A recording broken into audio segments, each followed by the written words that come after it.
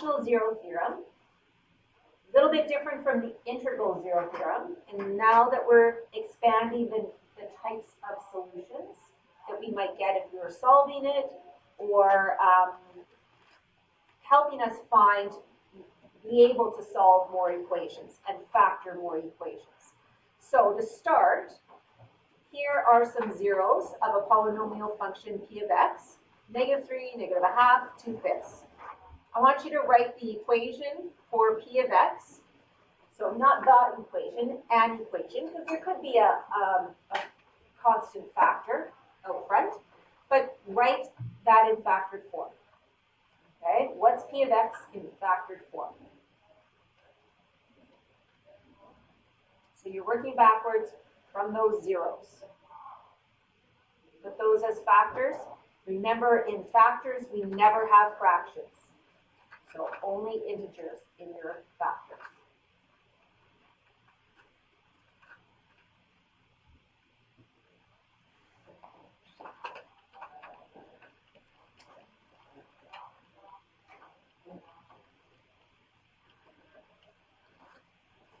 Okay, so you'll have 3 factors, then expand it out.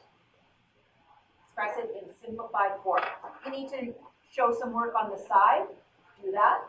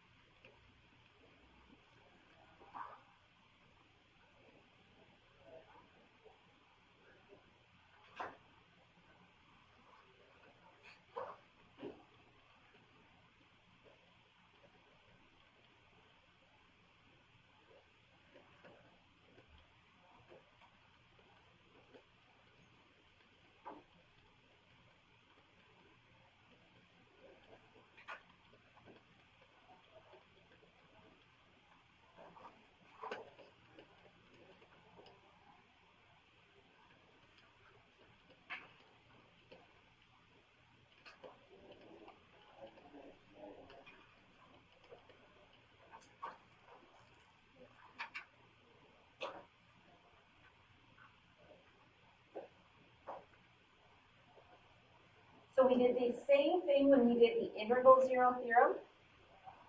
We gave you some zeros that were integer zeros. You put it into factored form, you expand it out. What you found was the leading coefficient was a 1. Now it's not a 1, okay? It's a 10. When it was a 1, we just looked at the constant term to find the factors of -6, and that helped us determine potential zeros, right? You didn't start from the zeros and get there, okay? So what is the constant term of p of x? It's -6. What happens if I take -6 and divide by each of the numerators of the zeros? So the numerators of the zeros are -3, -1, and 2. Okay, if I divide -6 by each of those numbers, do I get a remainder? No, they all go in evenly. So the remainder is 0. Okay? So that is each of the zeros numerators of p of x is a factor of the constant term. So that's going to help us. Okay? And that's what we were doing before for the integral zero theorem. Now, what's different is that coefficient in front. So let's take a look at it. The coefficient of the leading term is 10.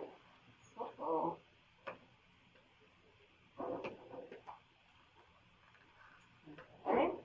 When the coefficient of the leading term is divided by each of the zeros' denominators, so the denominators of each of those zeros, -3 over 1, it's not shown, but it's a 1, 2, and 5. When we divide 10 by 1, or by 2, or by 5, no remainder. They're all factors. So each of the zeros' denominators is a factor of the coefficient of the leading term. Okay, so here's the rational zero theorem. If a rational number, a over b, right, so a and b are, I'm going to put that in, a and b are integers, for ib, that's a z. So if the rational number a over b is a zero of a polynomial function, then a is a factor of the constant term, and b is a factor of the leading coefficient. So any polynomial function that you're going to factor or solve, you're going to now not just look at the constant term, you're going to look at the leading coefficient. And then work with those to get potential zeros that might be fractions, right? Because of that, having that leading coefficient other than 1. Okay, so easiest ways to practice. So the first thing it says, list the potential zeros. So I'm going to do a little bit of work first before I put them in there. So what I want to do, what I do is I look at the constant term. So factors of the constant term. So that's 50. So factors of the constant term would be plus or minus 1, plus or minus 15, plus or minus 3, plus or minus 5. Okay? And I'm looking at 50. You can put them in order. I'm not that picky about order. I put them in pairs, right? Pairs of factors that give me 50. Then I look at the factors of the leading coefficient. Okay, it's 2. So, only choice, plus or minus 1, plus or minus 2. So now my potential zeros, remember it's a over b, so that's the constant term factors divided by the leading coefficient factors. So 1 over 1. So if you want to just put plus or minus at the beginning, and then put brackets around all of them, right, then that's fine, rather than doing it for each one. Okay, 1 over 1 is 1. 1 over 2 is 1/2. Then 15 over 1. Then 15 over 2. Then 3 over 1 is 3. 3 over 2, 5, and 5 over 2. Okay? Lots of potential zeros. Okay, they're not all going to be zeros of your function. If you didn't have a graphing calculator, you then, guys, you then need to go check using the factor theorem, substitute in until you get 0, right? A remainder of 0. You do have a calculator, so get it out.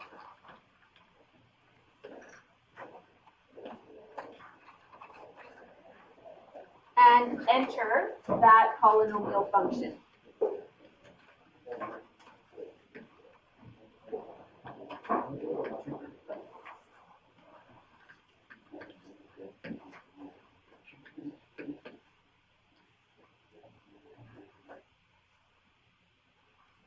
Okay, I would use just a standard screen. So enter that and graph it.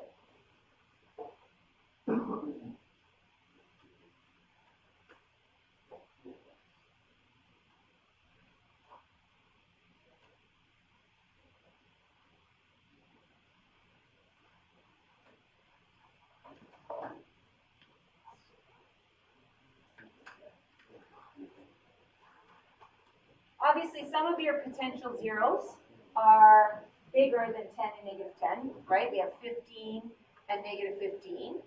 But looks like, remember, this is a cubic, and I can see 3 x-intercepts. So I don't need to change my window. I don't care about the max or the min. So taking a look at it, though, looks like it goes through nicely at 3. So let me test it out. Trace 3. I get y is 0. So x equals 3 is a 0 of the polynomial function. Sometimes, though, it's not going to be, you may have whole numbers there, but it might not be a whole number. Louis? Okay. Turns out that still happens to be one. Yeah?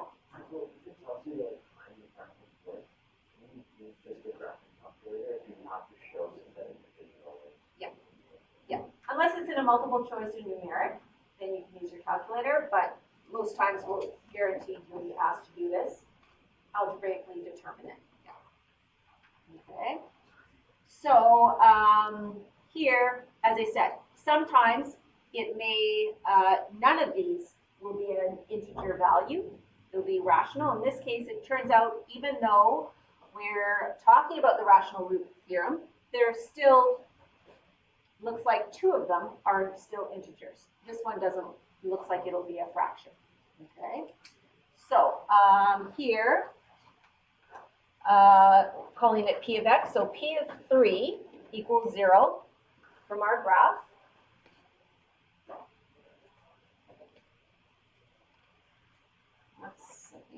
Just a sec.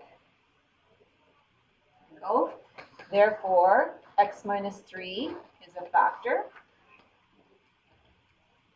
And now we want to use our synthetic division to be able to factor.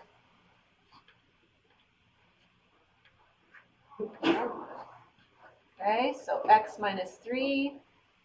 Look at that. Happens in green now. 2, 3, negative 32, and 15.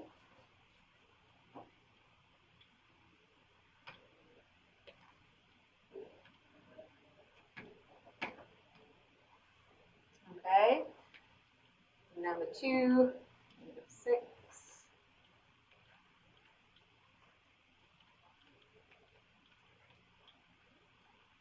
Okay, and that should confirm that the factor, that x minus 3 is a factor because the remainder is 0.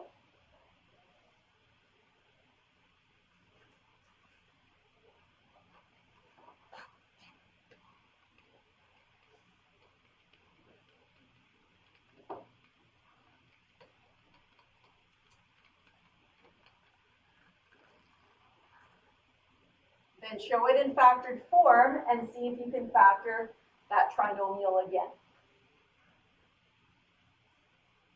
Because on that graph, when I looked at it, it looked like there was an integer value for another one of the zeros, then likely you can factor it, right, if it's an integer. If it's not, then maybe it's rational, maybe you can't. Maybe it's irrational. But in this case, you can.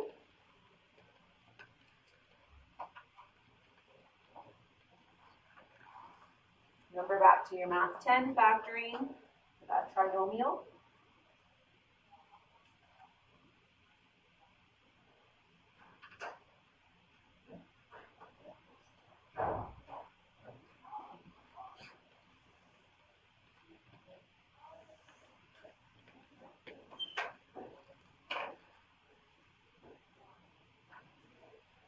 Okay. So now it's in completely factored form. So graphing it, sketching the graph, don't scale it off, don't use a ruler, you're just sketching. You want to make sure your intercepts are in approximately the correct position. So we've got 1 at 3, 1 at 1/2, and 1 at negative 5. Okay. We have our calculator, so you can obviously tell what's happening, but if you didn't have, say you were just given that and asked to graph and it didn't have all the values, then you want to think, okay, it's got a positive leading coefficient and it's degree 3, so it's going to be going up and to the right, okay, and then it's got to go down and to the left, and it's got to go through these 3.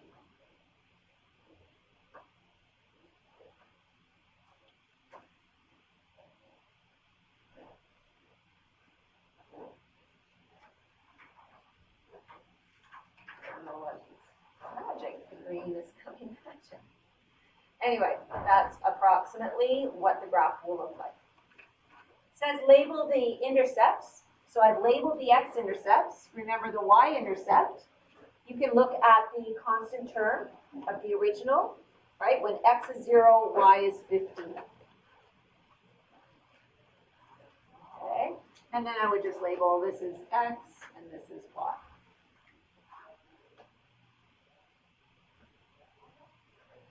Okay, a little bit of an extension here. Says state the solution to that equation. Well, what is that equation? That's exactly the same as p of x. Okay, so this is saying if we show this in factored form,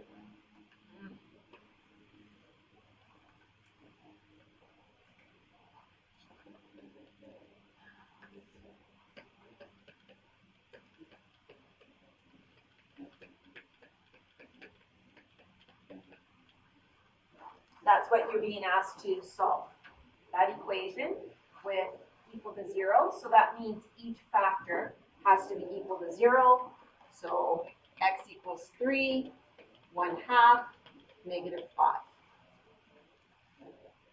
So these solutions are the x-intercepts. They're the same.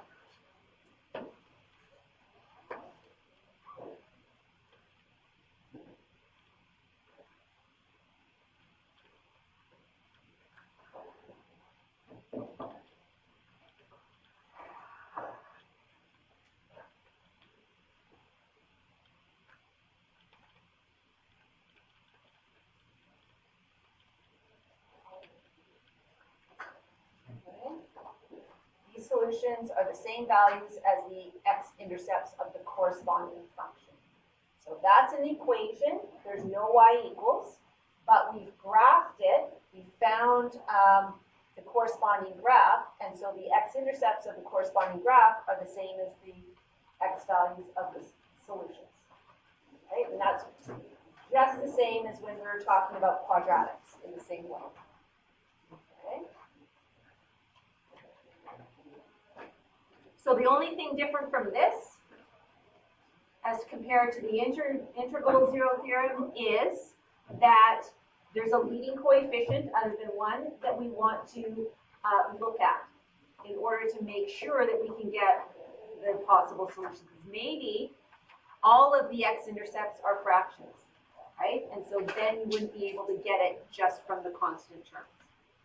That one we still could have, okay? So sometimes, for example, so this kind of thing, the rational zero theorem, is really required by IB, that extension, whereas in 30-1, there might be a leading coefficient, but there's always going to be a factor that is an integer. So that if you don't incorporate that, you can still end up solving it or factoring it. Whereas in IB, there might be that case where they're all rational. Fractions, I should say. Okay, so the next one here, for this one, it says, I'm going to answer some questions based on stuff at the beginning of the unit. So the degree of that function. Well, look at the highest exponent, it's 4. Exactly. Okay. Sign of the leading coefficient. So leading coefficient is 3. That is positive. Okay, so if it's a positive leading coefficient, that means it's going to go up in quadrant 1 at the end. And where is it going to start? Well, it's degree 4. So that means, remember, it's going to go up as well. So if it ends up, it's got to start up if it's an even degree. Okay, so this will extend up in quadrant 2 and up in quadrant 1. I always say them from left to right. It doesn't matter if you switch them around. Question? Do you have to write it on the materials, or is it okay? It's probably okay if you don't. Okay, potential zeros. So take a look at it. First of all, is there a constant term? No, right? So one of your potential zeros is 0 because, take a look at this. I'm going to, just down here because there's a little more work. I don't know why it keeps blinking green. This is called f of x. I'm going to factor out the x.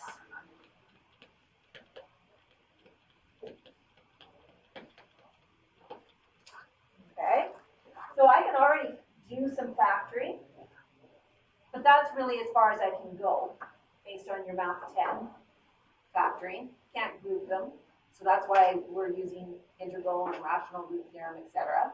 But I factored out x, so now I have a constant term in what's remaining there. So my potential zeros, 0 is one of them. Actually, I know it is a factor, right? Because it is factored out there. But then looking at this, so again, I'm going to do it just on the side here in red. So my constant term, that's plus or minus 1, plus or minus 16, minus 2. I don't actually have to write plus or minus the whole time, so I'm just going to do bracket there. So 1 and 16, 2 and 8, and 4. Leading coefficient is 3. So plus or minus 1 and 3. Okay, so now I'll put in those potential zeros. Got that, and then plus or minus. So now I just go through 1, 1/3, 16, 16 thirds, 2, 2 thirds, 8, 8 thirds, 4, and 4 thirds.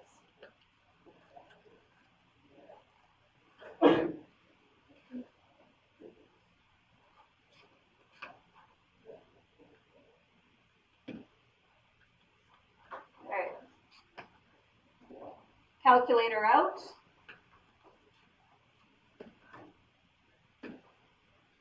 Okay. You can put the original, or you can put the factored form. Doesn't matter. I'm going to do the original because then you know exactly what the shape is.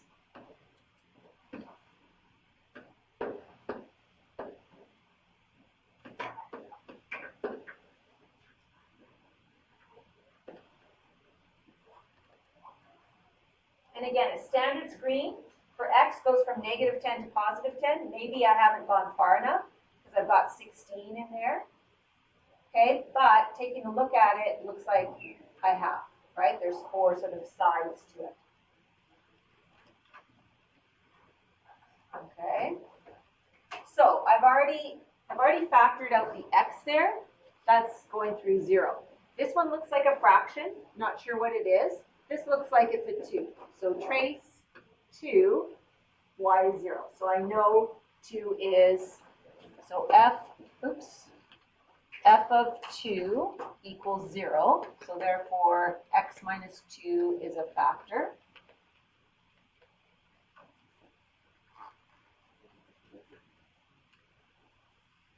So this I did from my calc, right? Now, you can do it by hand as well. And then let's do that synthetic division. I've already factored out the x, so I'm not going to do synthetic back to the original because I've already factored that. So let's do it with the remaining factor. 3, -8, -4, 16.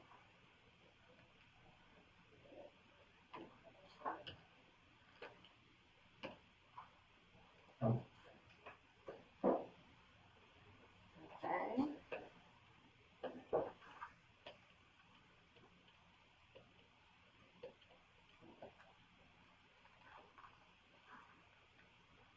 If you don't get 0 as a remainder, then either check your graph, maybe you chose the wrong 0, or you did something wrong in your synthetic division.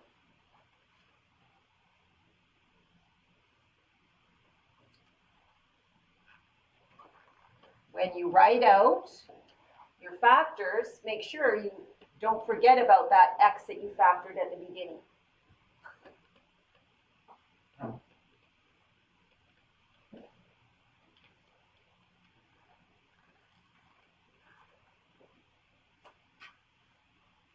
And then, can you factor 3x squared minus 2x minus 8? Looks like you should get some solutions there. Okay, whether they're irrational or not, check to see if you can factor.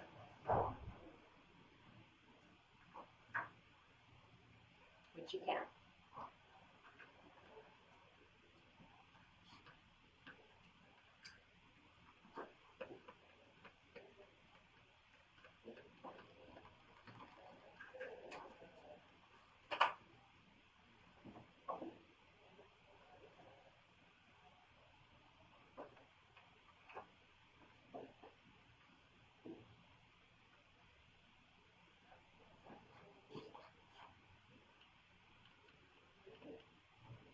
So 24, that's 6 and 4, so minus 2 plus 4.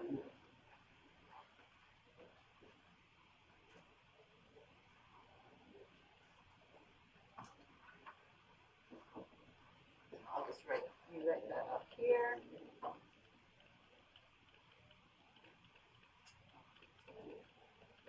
And notice that actually we've got two factors that are exactly the same. Okay, so I'm going to show this with a square on the x minus 2. Okay. So in E it says the zeros and their corresponding multiplicities are, so zeros, remember what makes each factor equal to 0? So x equals 0, exponent on that is 1, so that's a multiplicity of 1. X equals 2 has a multiplicity of 2. There's two factors.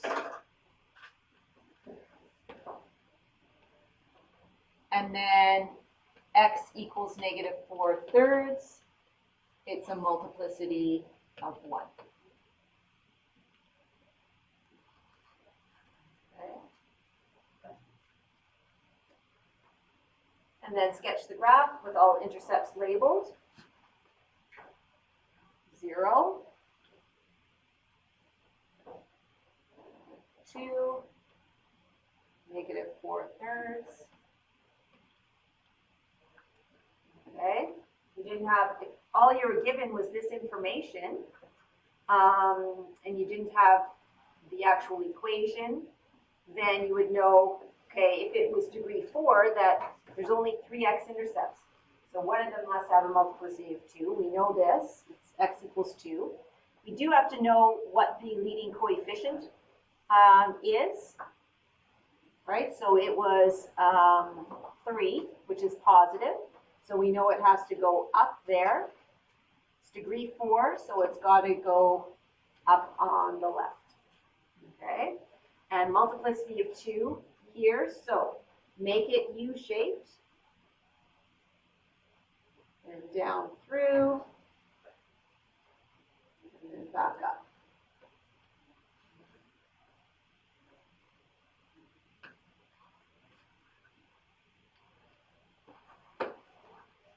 Okay, so the y-intercept is 0, and the x-intercept is 0. It's got a factor of 0.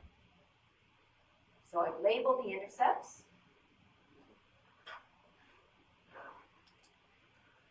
Another extension of this, the intervals where f of x is less than 0. Okay, well, we've talked about this before, where the function is less than 0 would be this part here. Okay, open circle, and that's it. Okay. So what x values on that red squiggly? That's every x value between negative 4/3 and 0.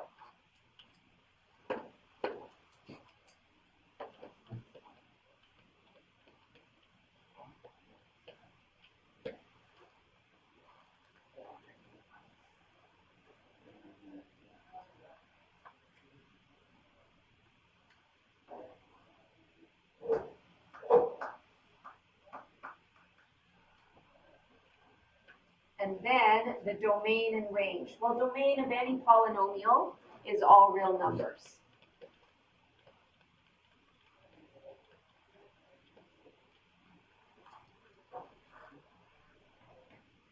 Okay. The range, well, we need to know what this point is. So mathematically, we can't do that with what we've learned so far. That you actually have to wait for calculus for a polynomial function like this. Obviously, if it was just a parabola, you know what, you can put it in vertex form by completing the square, but it's not a parabola. So we'll use our calculator for this. We already have it graphed, so we want to find this point here. So remember, second trace minimum. And we've got a cursor to the left of where we think that minimum is. Enter. Cursor to the right. Enter, enter. Okay, and we don't care about the x value, we care about the y. Nearest 10 would be negative 10.0.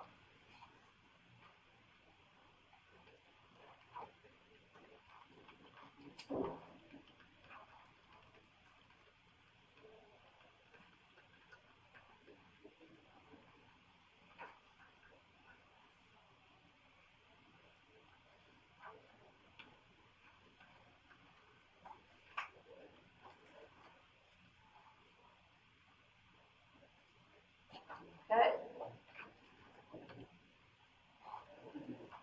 Next one doesn't give you any prompts. It just says express that polynomial in fully factored form. Now, we're going to do it algebraically. So you're not going to graph it. I mean, you can use that to help you, but you're not going to just be able to write it in factored form. I want to see the work. So the first thing is to state your potential zeros.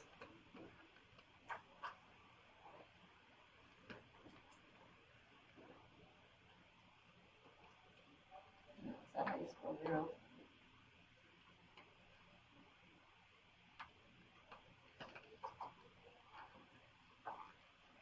Okay, so again, my constant term, I do this on the side, plus or minus 1 and 5. Leading coefficient, plus or minus 1 and 2. So not too many on this one.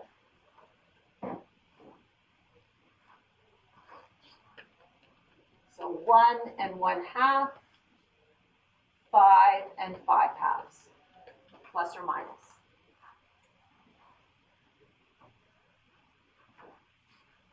Now get out your calculator and enter that one.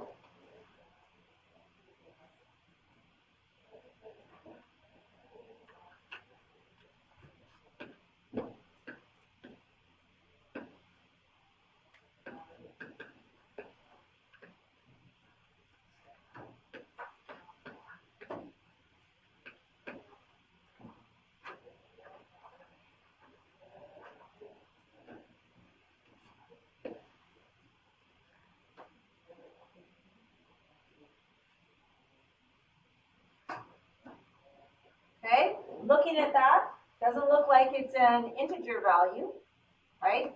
I'm not going through integers there. So let's try a fraction. That looks to be, to me, a negative 5/2. That looks a little, not quite a half. So let's go trace, negative 5/2. Yep, okay, we get a y value of 0. So P of negative 5/2 equals 0. So therefore, 2x plus 5 is a factor.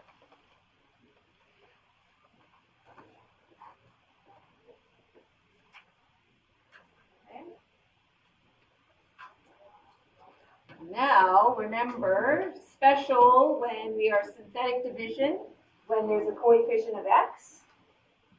So if we put 2x plus 5 here, we can't use synthetic right away.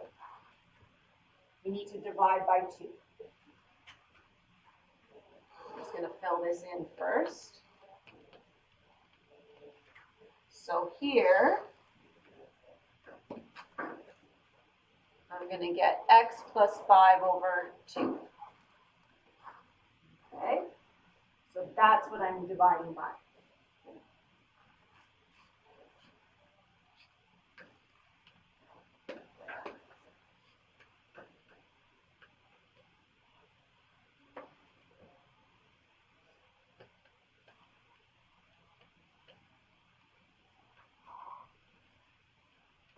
Remember, you need to get 0. If you don't get 0, then you did something wrong, right? So you bring down the 2. 2 times 5 halves is 5. 11 minus 5 is 6. 5 halves times 6. 2 goes into 6 3 times. 3 times 5 is 15. Subtract, get 2. 5 halves times 2 is 5. Okay? Saying that, then we can't just leave it like that. So we're going to divide this by 2. Because remember, our factored form, we don't want any fractions in our factored form. So this is p of x. So we use our original factor, 2x plus 5. And then our next factor is whatever this is after we've divided by 2. So that's x squared plus 3x plus 1. Okay? Can you factor that? No. So you're done. Okay? Yeah?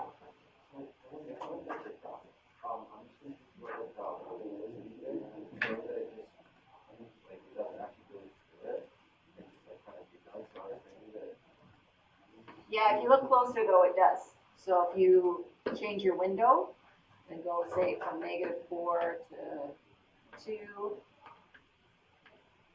-2 to 2,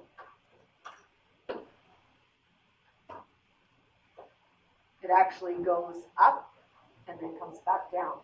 So if I go trace to -5 over 2, oh, sorry.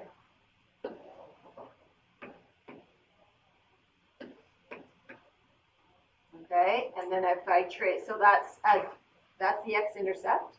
If I go left there, I'm actually above, oops, I'm above the x-axis because I'm at a positive y value. It just messed up there. Just do this again. So if I cursor left, my y value is 0.01, so it's above. And then it goes back down again. So you just can't, you got to zoom in a little bit. Okay, so this here, you can't factor it, but it's still got 2 values. One value there and one value there. If we wanted to find those, how could we find those values? Rather than, like, not just using our calculator, how could we find the exact values of those?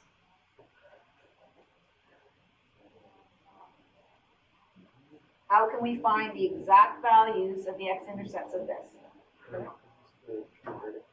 Quadratic formula, exactly.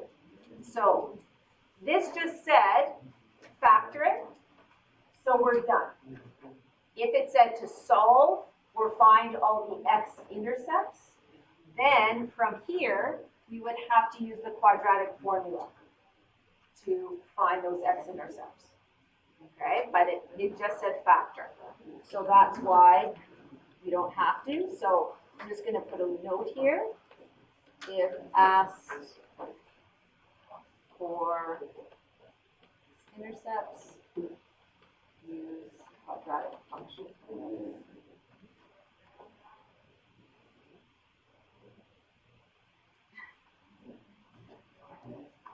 Okay, that is done. Intercepts. Okay. Well, maybe we did on the next page. Let me just check. No, it's practice. Okay. Okay, so that's summarizing. Basically, it reviews everything from the factor theorem, the integral zero theorem, and now the rational zero theorem. Okay? Tomorrow, we'll look at solving polynomial equations. Folks, listening, please. Solving polynomial equations and inequalities. So again, that's why we're kind of going to be a day ahead. But it's really just an extension of this, right? We actually did one where we solved it. We did an inequality. So it's more practice. So it's really getting this algebra down pat. This stuff you will see again in Math 30. We're not going to spend a lot of time on it because you have learned it here, right? But it is part of Math 30. It'll be on your diploma exam. It'll be important to know from calculus, right? Because remember how I said you're not going to have a calculator in calculus. So factoring, factor theorem will be important to be able to do this without a calculator as well. And a big part of calculus is being able to graph functions without a calculator. Okay? That's what this is. Right? And so we're extending that. When you get to calculus, learning more things so you can find the minimum point. And you can find the graphs of other interesting functions. Okay? So